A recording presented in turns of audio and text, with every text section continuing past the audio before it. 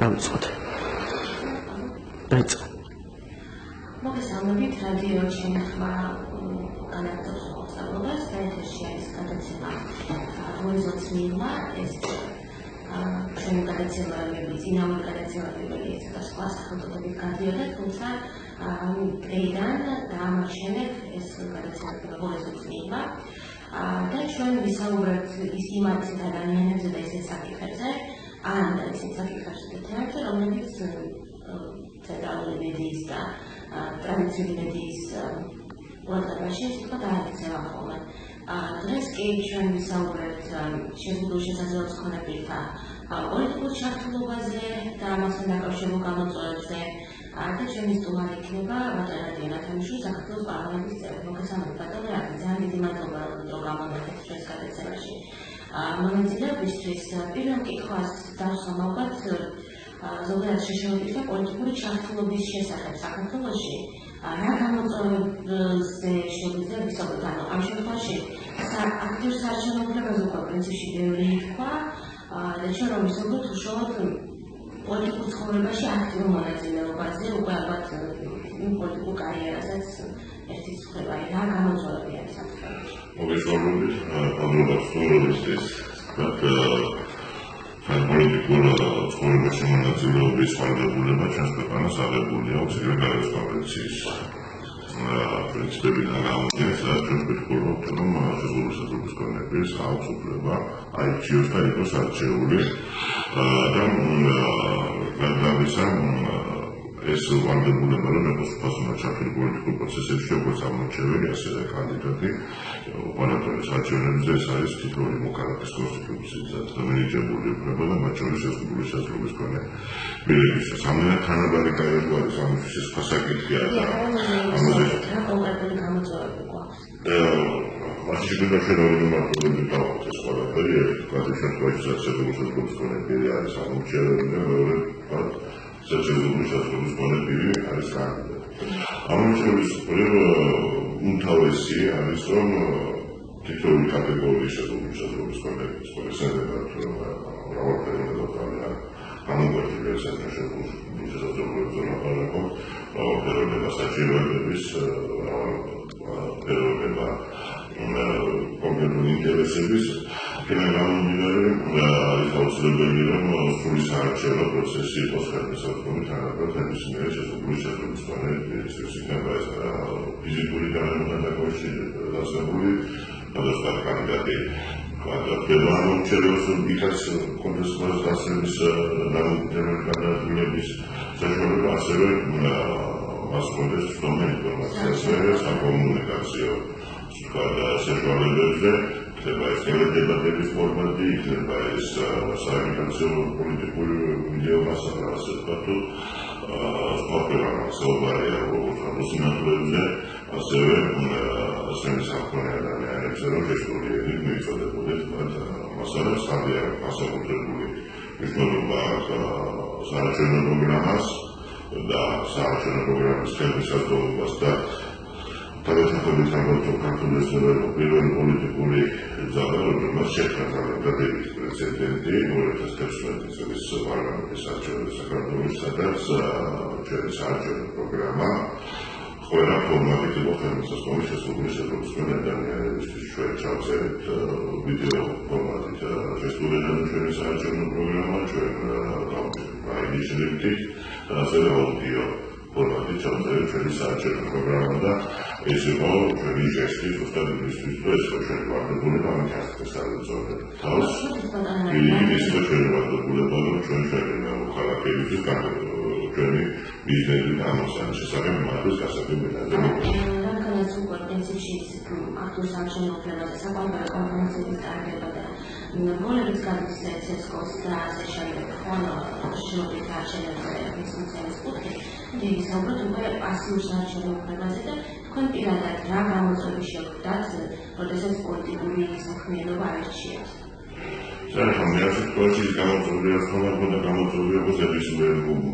სხვა კანდიდატს რომელიც ჩართულია საარჩევნო პროცესში, როგორც შეზღუდული საზოგადოების ადამიანს განსაკუთრებით რაღაც სხვა გამოწვევები განემატა მიმართული. ეს გამოძიება იყო პირველ რიგში პასუხისმგებლობა ჩემი განმართველობის წინაშე, ეს პასუხისმგებლობა იყო პირველ რიგში ჩემი ქვეყნის წინაშე, ჩემი ხალხის წინაშე და ინტერესის წინაშე, განსაკუთრებით ვისაც ვეიმედებოდი და ვეიმედებდი, როდესაც მე ეს ნაბიჯი გადავდგე და სადამარტო არ გადავდგა ეს სტრატეგია კონკრეტულად კონსულტაციებთან თემის შიგნით და ეს მონიტორინგი მანდატი იყო მათი მაშინაც უნიშნელოვანი საკანონმდებლო პასუხისმგებლობა და ვარდებულება გარდა იმისა, რომ ყოფილიყო არჩეული და მოსახურა ჩემი ქალაქისა და ჩემი ქვეყნისთვის დამოკიდებულებით იმას პირველია, რომ ეს ყოფილიყო შემთხვევაში, რომ შეგვიძლია საჭიროება გადადებო გადაწყვეტილების გადაღების პროცესში გასწრებო ხელისას და ფიზიკური გარემოსი უფრო გადაგებული გახდა გარემო ეს მიმართულებით იყო ჩემთვის უმთავრესი სამუშაო ის წესრიგი პროცესია, როდესაც არჩეული არ შეიძლება რომ ერთი თემით შემოიფარგლო ეს არის მნიშვნელოვანი, რადგანაც როგორც როგორც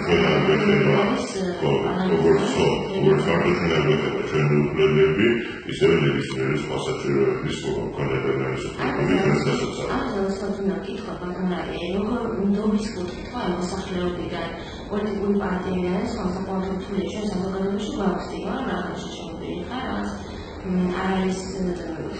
არქანო ჩვენს აზრს არ აქვს მნიშვნელობა არ შეიძლება არ ქონდეს აზრი და ასე შემდეგ აი ეს როგორ დაწესდა თქვენ გქონდეთ ესეთი მომენტები ეს არის შეფასებული რომ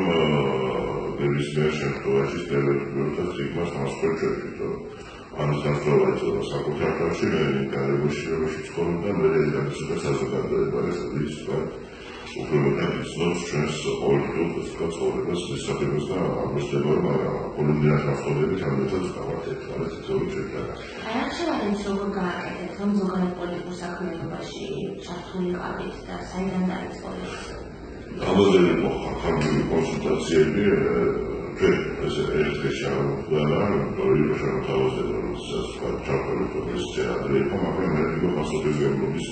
საკითხი. ერთია როდესაც სამოქალაქო სექტორი და ხალხობა დამცველი და ელექტროენერგიისთვის აქვს პასუხისმგებლობა და მეორეა როდესაც შეხება განსაზღვრავებაში და შენ პასუხისმგებლობა იქნება აქამდე.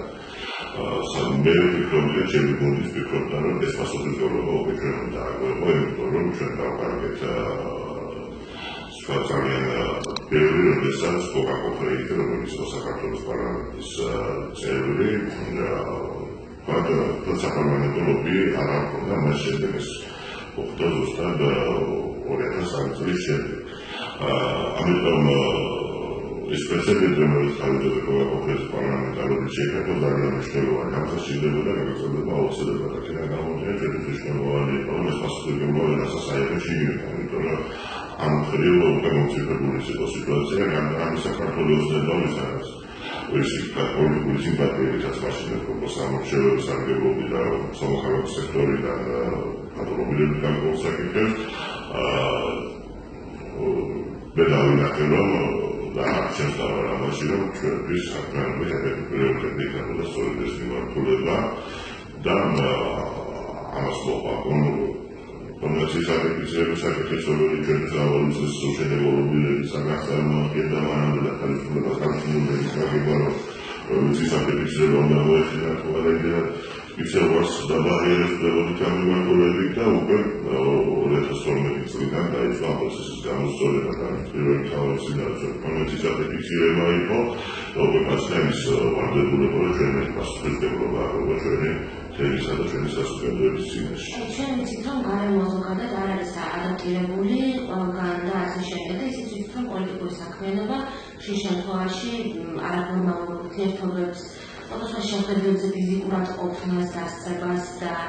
ასე შემდეგ გულისხმობს, რომ თქვენ ამ კუთხით რა ბარიერები გექმნებოდათ, თქვათ რომ ყველგან სადაც საჭიროა ყოფილიყავით და როგორი იდგა თქვენში, როგორ იყოს, რა ხელშეწყობა გქონდათ? პირველ რიგში ერთი გიგა თავისთავად საკუთარი წვდომარი ყოველთვის უმთავრესი და მეორე მხრივ მოიხსენებათ როდესაც შემთხვევაში გადაადგილდები და ადაპტირებული გარემოს უზრუნველყოფენ თავისი ამოცანარის, იმიტომ რომ თავარი ხაზგასმარის ადამიანში ზუსტ დამოუკიდებელია. უსამართლო გადაადგილებელი გარემოში, რომელშიც ცხოვრობს, რომელშიც გადაადგილება უხდება, და თბილისის შესაძლებლობა ამ გამოძიების წინაშე, მიუხედავად იმისა, რომ ხელმისაწვდომობის ხარისხი და მოცულობა მნიშვნელოვნად იზრდება და სულ უფრო მეტი ხელმისაწვდომი ადგილი და სივრცე ჩნდება ჩვენს ქალაქში, იგივე საზოგადოებრივი ტრანსპორტის პირველი პრეცედენტი შექმნით გასულ წელს და გვეთავანოსეთ, რომ მომდევნო 4 თვის განმავლობაში თლიანად განახლდება თბილისის ავტობანკი და იქნება თითოეული ახალგაზრდობის ადაპტირებული შესაძლებელი შემოსავალი ადამიანების და ეს ტენდენცია სულ უფრო მეტად იზრდება და როგორც კულტურული და სპორტული ობიექტები, ასევე საზოგადოების სხვა თავშეყრის ადგილები ხდება ადაპტირებული, მას მოგაჩნია, რომ დღეს არამარტო თბილისის შემოუყვებით საქართველოს ქალაქები უმეტესობა მაინც არ არის შემოსავალი შესაძლებელი მე მესმის იმიტომ რომ სამწუხაროდ ერთი ხელის խոսის თქვა როდესაც ჯოქერავის საკრად ხელში გავხდით ადაპტირებული, თუმცა ჩვენ მაქსიმალისტები ვართ ცდილობდა ცდილება მალემოთის ყველაფერი, იმიტომ რომ არც ერთი პისტაკანის უნება არ გაგვაჩნია, მოსაჯეროების ადამიანებმა დამოუკიდებელ სეზონს გადაადგილება, რაც ეხება ჩემს ეროვნულ მომენტს, ეს ბარიერები ძალიან მოვიცემთ, ესე ვთქვათ, ჩემთვის, რაც ეხება არადაპტირებულ სივრცეს, რიპორტირებისაც შესული საკრებულო არ იყო ადაპტირებული, მაგრამ ჩემი დაჟინებული გადამუშავებით და ჩემი თანამდებობის ხარჯები ჩვენ გავხადეთ საკრებულო შენობა ადაპტირებული და პარლამენტის შენობა ადაპტირებულია თანამდებობით პირველ სართულზე კაბინეტში. პარლამენტის შენობა არ არის ადაპტირებული, მენაცნობი ადაპტირებულს ვერ ითვლით, თუმცა არის საკრებულო მარშრუტი და ამოწურება შეიძლება შენობაში შემოსვლას შენობიდან გასვლა არც ჩვენთვის მოსახლეობის ადამიანებისთვის არის ეს აქედან ამიტომ ჩვენ ახლა გუშაობ და ვამზადებ პროექტს, რომელიც პარლამენტის შენობის ხელმისაწვდომობას გაძლევს მათ შორის მცირეფერდობრივ სინათლეებს ეს პრობლემის მქონე ადამიანებისთვის ამისი პროექტი მზადდება. შენობის ჩათვლობა პოლიტიკურ საქმიანობაში ალბათ ძალიან ბევრი შიდა პარტიულ დემოკრატიას მოითხოვს პარტიიდან. აი ეს რამდენად არის ჩვენში გამოწვევა და მგონი ეს უფრო მითი რეალობა, იმიტომ არა ნაირი განსაკუთრებული შიდა პარტიული დემოკრატია ამაზე რასაც ახალ ადამიანებს სამკავს წარები და გაგაჩნია ის დალარებში შენობის ერთ-ერთი ან არ გახდა ან კიდე ეს პოლიტიკაში იყოს, კიდე სპორტში იყოს, კიდე ნებისმიერ სხვა სივრცეში ფიქრობთ ადამიანების დამოკიდებული და შესაძლებელი შესაძლებლობიდან გამომდინარე საუბარია. Როგორ ფიქრობთ, რომელი ტიპის შეზღუდვის მქონე ადამიანისთვის იქნება ყველაზე მარტივი, ან ყველაზე რთული პოლიტიკურ საქმიანობაში ჩართულობა და ჩემთვის ყოველთვის აუცილებელია გასაცემისას ფაქციის დაპროექტებაზე ვაპარაკობ, ყველას კატეგორიის შესაძლებელი შესაძლებლობის მქონე ადამიანი გავიხარისწინოთ და როდესაც საუბარი არის უფრო შეუძლია უსინათლოს საკრებულოს საქმის ფუნქციების პრობლემის გონეს ეს საკითხი მე საერთოდ არ დავასრულებ ეს ინფორმაცია შეიძლება იმიტომ რომ ადამიანი თავის ეს ნეობრივი თავისი განათლებით არის უპირატესი და ეს მოსაგებია უსინათლოა თორემ ანუ აფრიკაში ის ფიზიკურ საჭიროებებზე არ გავამახვილებ ყურადღება მე ესე ვფიქრობ. ფიზიკურ საჭიროებებზე უნდა გავამახვილებ ყურადღება ციფრის დაპროექტებას ვახდენთ. მოდი გადავიდეთ უკვე საპარლამენტო საქმიანობაზე შეშემოყრით აკუთვნით. მაგალითად იგეგმება თუ არა დამოუკიდებელი ცხოვრების მათთვის და ხელშეწყობის რაღაცა ბიუჯეტში ჩადება ცენტრალური მთავრობის და ასე შემდეგ რომ შეშემოყრიოს სხვა ყავდეთ ამ გამცილებლები პირადი ასისტენტები ანუ ის რაც ჭირდება ადამიანს მეტნაკლებად და არ ადაპტირებულ გარემოში რომ იყოს დამოუკიდებელი თქვა ოჯახისგან და არ იყოს მარტო კეთილმოწყობაზე. ამ შემთხვევაში არის ორი მიდგომა არის მუნიციპალური მიდგომა და ცენტრალური მიდგომა. ცენტრალური მიდგომაზე შეიძლება თქვა რომ ხელმისაწვდომობასთან დაკავშირებით მოშლებით შემუშავდა ახალ კანონზე, რომელიც ეთანოს ჯერ ვერ გავაჩერეთ, სადაც ძაფი მაინც არ იქნება პირველად რედაქცია არ იქნება კონდომის დაგებაზე უარი როგორც დისკრიმინაცია ხომ არ იქნება განხილული ამის განსაზღვრება როგორც დისკრიმინაციის ოქონია შემთხვევით საფეხბურთო დამცველის რეკომენდაციები რომ ეს პრობლემური ხდება როდესაც კონდომის დაგებაზე ხდება უარი ეს არ იქნება და არ განმარტება როგორც დისკრიმინაცია კონდომის დაგებაზე ჩვენ განხილავ მოხდას ის მოსული საფეხბურთო დამცველის სოფლის ეს თემა ჩართო ძალიან მნიშვნელოვანია და ახალ შემთხვევაში ამიტომ სამკე უმუშაობ და სამკე მეროდებით მას საბოლოო რეკომენდაციის პაკეტს არ შეეხება განსაზღვრებას რომ ლაბარაკობს ხარიეს დისკრიმინაციის ვერცებელიც შეიცავსებებს წლებას უნიოროს სტანდარტის დაგირებულებების კანონპროექტი რომ მორგებულია ჩვენს ეროვნულ ინტერესებზე რომ ეს საზოგადოების განვითარების დაუბრების სტანდარტს კიდევ მაღალდონეზე აიყვანს სინაშინაში ვერ შევადეხრებით რომ პირველი რედაქცია მაინც უნდა იყოს და პირველი მოსმენისთვის მაინც უნდა იყოს საკომიტეტო მართლობებისთვის მაინც ზად ხოლო ჩვენი მიგონა რომ ახლა არის უპრეცედენტო და უალტერნატივო ამისი სხვადასხვა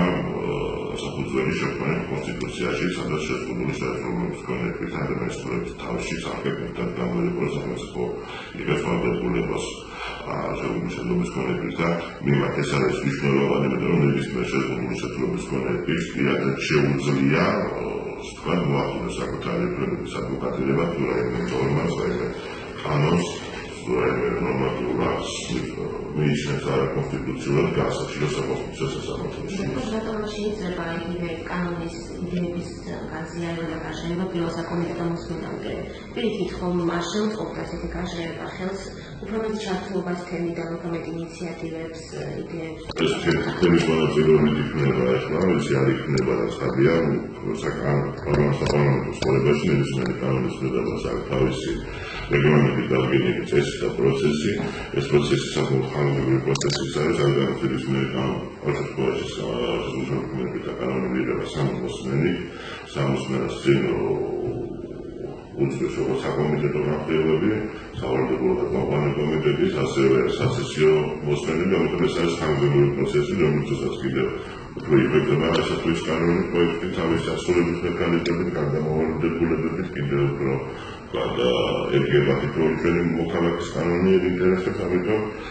ჩართულობის პროცესი ამ ეტაპზეც არის უარყოფილი და ნებისმიერ ეტაპზე იქნება ასე საკუთრება. ჩვენ ვიცით, რომ გაეროს კონვენცია ითვალისწინებს და ითხოვს შეშემოკიდთა ჩართულობას და შეშემოკიდთა ორგანიზაციების ჩართულობას. ჩვენ როგორც ჩემს არის ცნობილი, შეშემოკიდთა ორგანიზაციის განსაზღვრება არსად ასე არ გვაქვს. ხომ არ უშლის ეს თქვა ხელს ზუსტად ამ ჩართულობის გაზომვადობას, ანუ რამდენად არიან სინამდვილეში შეშემოკიდთა ორგანიზაციები ჩართული, თუ სხვა პირები არიან ესე ვთქვათ მათი სახელით და ხომ არ აპირებს პარლამენტი რომ ამ კუთხითაც მოხდეს შეშემოკიდთა ორგანიზაციის ტერმინის შესაძლებლობა. ორი კანონპროექტი და ნეოლიბერალური ამასთან დაკავშირებით ჩემი აზრით მე მიმაჩნია რომ მსგავსი ჩანაწერი კანონის უნდა არსებობდეს და ამის საგანგებო საერთაშორისო პრეცედენტი არსებობს, მაგრამ იმის თქმაც მინდა რომ ხანდახან უბაქინის მოლოდინირებ ესეთი რომ ჩანაწერს გავაჩერთ რაღაც ამეთი განსაკუთრებული მოხდება პირდაპირ ესე ვთქვათ თვითონ შესაძლოა სკოლები არქიტექტები აქტიურები და ჩვენ არ იქნება ჩვენ უფლების დამცველები პირველ რიგში ისე რაღაც პროცესი წინა სასურველიდან თარაზოს სამზავა და ეს არის ძალიან მნიშვნელოვანი,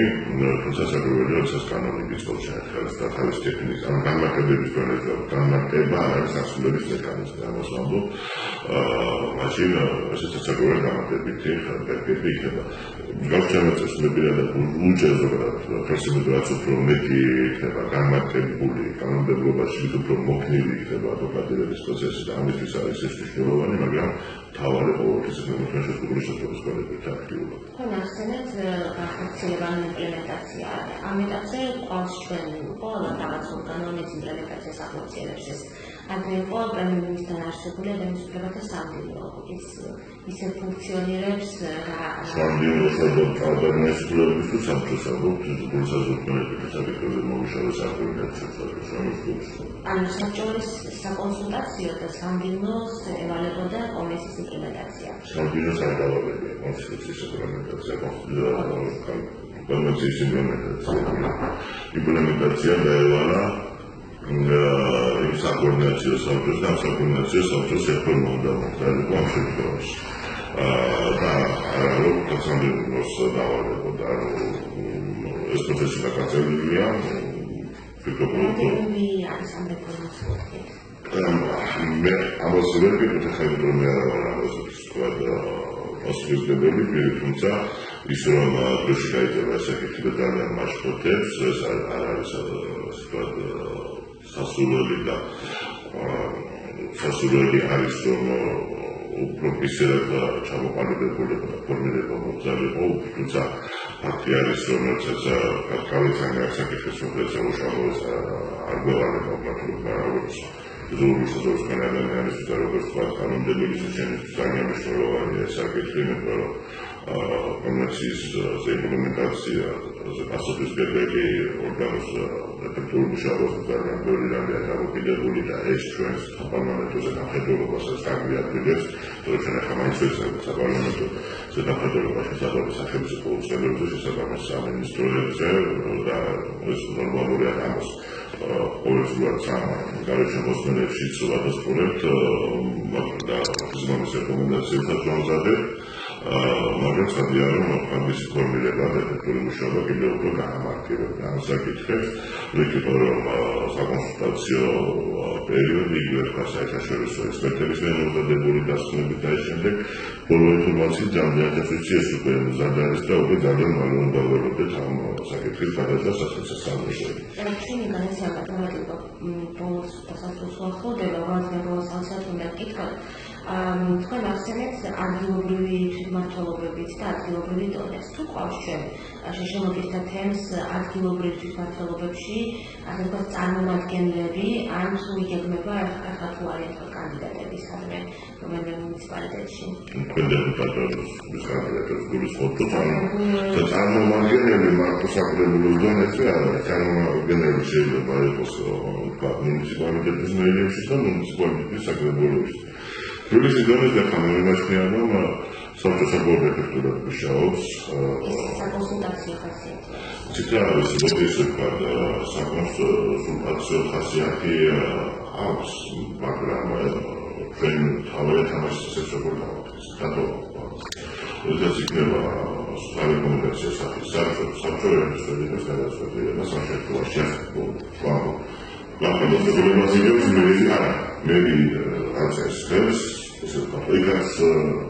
მაგრამ თუ ჩვენ დავაგებთ ამას შესაძლოა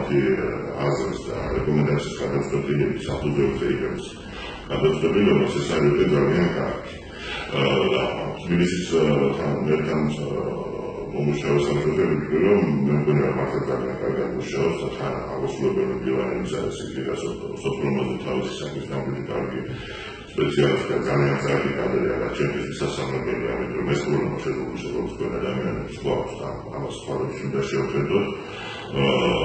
და გიგავს გამონაკლისი ამ მართლობებით და ჩემთვის ძალიან მისასალმებელია